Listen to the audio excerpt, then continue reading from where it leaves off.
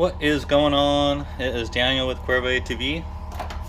Today we are talking about idle air control.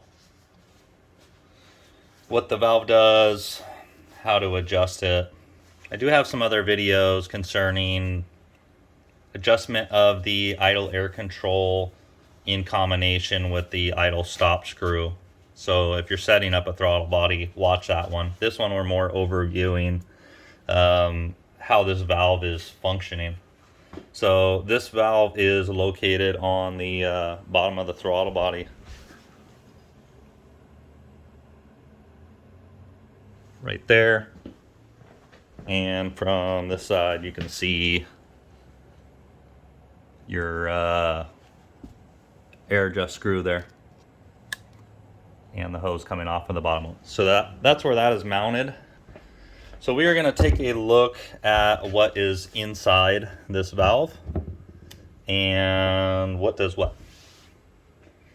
So let me actually grab another valve here so I can show you inside as well as functionality. All right. So this valve is doing two things. It is adjusting air volume, control when it's cold, as well as user adjustability level when it's cold, and idle when it's warm, and user adjustability when it's warm. So it has multiple circuits inside the same assembly. All right, I got this other one disassembled here. Let's take a look. So this portion here is much like a thermostat for a coolant system.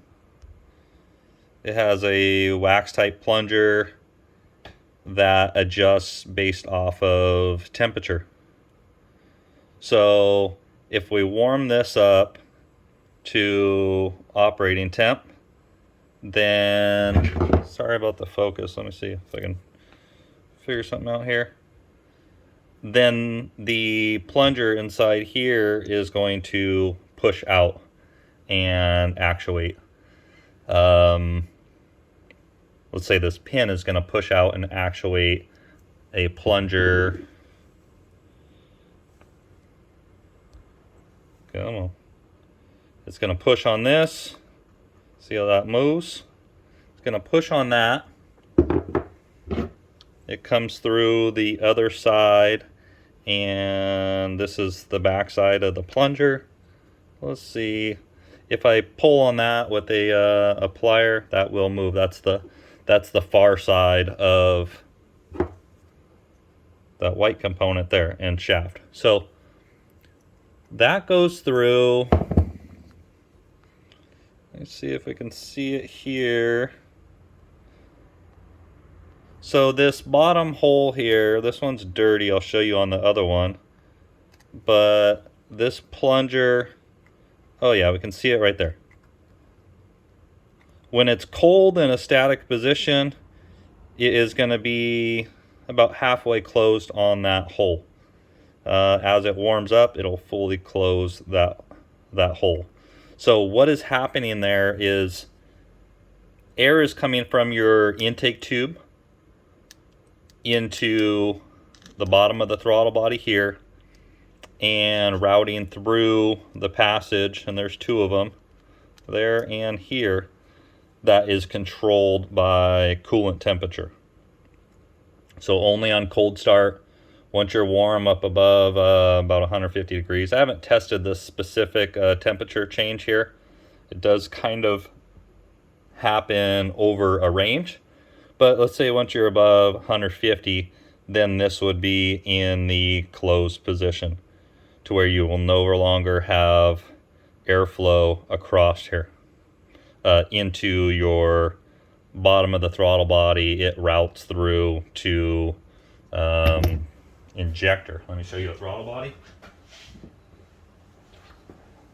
That air is running through this hole up through the side of the throttle body and comes out, let's see, you can see there's a passageway there right where your injector is sitting through. So cold temperature, additional airflow there through the lower plunger location. Now, here is the cap. These tend to get damaged in shipping if you're sending a throttle body. We send them as just a bare unit like that with plate and shaft. And customers required to swap over these components. But if this gets cracked, it's gonna, or is missing the O-ring on there, it's going to pull additional air through that valve assembly into the engine. There is a O-ring gasket on the bottom of that seals that to the throttle body. That is important as well. But the secondary adjustment that we have is your idle control. So this screw with spring here, that is the user idle adjustment. And that is for this upper plunger. And that is going to adjust airflow as well, both warm and cold. It won't make as much of a difference when it's cold because you have the larger plunger feeding air at a higher volume. But as we back this out with pretty much no tension on the spring, that will be fully closed.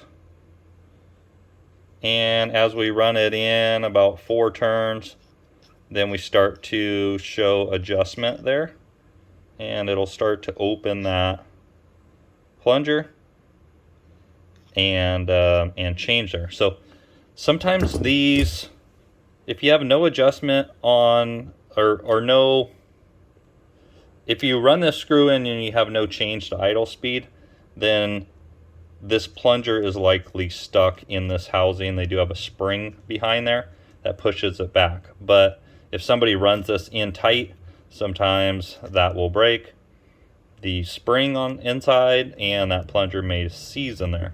So if you have high idle speed, that may be the issue, is that is stuck fully open. So